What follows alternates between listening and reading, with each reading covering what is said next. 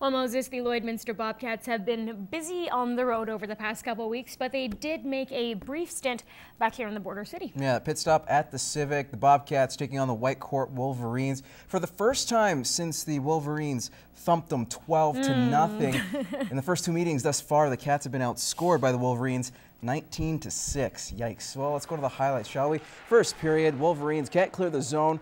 Eric Tarian gets a shot away. Robin Carlson, though, can't bury the rebound. Same shift, another brutal pass. This time Jason Wark can't capitalize. White Court with a chance at the other end. Matthew Garreton, he corrals the puck, then slides it over to Jerome Raymond, but Devin Green with the glove save, flashing the leather. Moments later, Jordan Wozniak lays out a Wolverine player.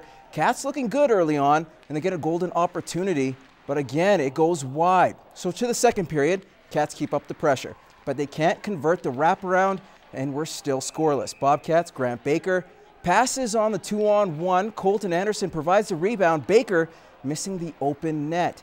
After all that, the visitors get on the board. Trace Elson with the power play marker. Then things get a little too physical. Jerome Raymond's elbow on Tanner Dunkel starts a good rumble that heightens after Dunkel will jump in for a little bit of a revenge. 132 penalty minutes handed out in that second period, thanks in part to that fight and this scuffle coming up after Kevin Waltz was dumped into the boards. A good rivalry starting between these two clubs. So to the final minute of the second, the Cats finally get on the board with a power play marker. Tanner Dunkel ties it up heading into the final 20 minutes.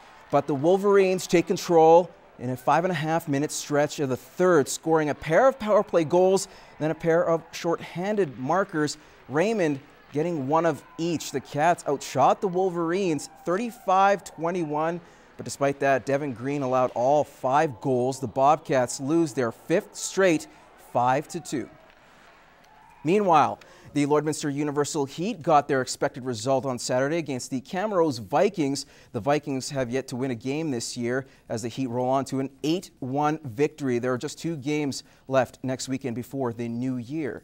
And the Baker Hughes Bobcats had an absolutely wild game on Saturday against Calgary. The Cats led 1-0 after 1 before giving up 4 unanswered goals. But the Orange and Black scored 4 goals in the final 9 minutes to win 5-4. Connor James had a pair in the third period, while Tyler Bush, scored with the winner with just 2:34 to play. They couldn't keep the pace on Sunday, however, against the Calgary Buffaloes as they were blanked 5-0. And the Rage continue to roll, winning their 4th in a row, topping the Edmonton Maple Leaf Athletic Club 7-5.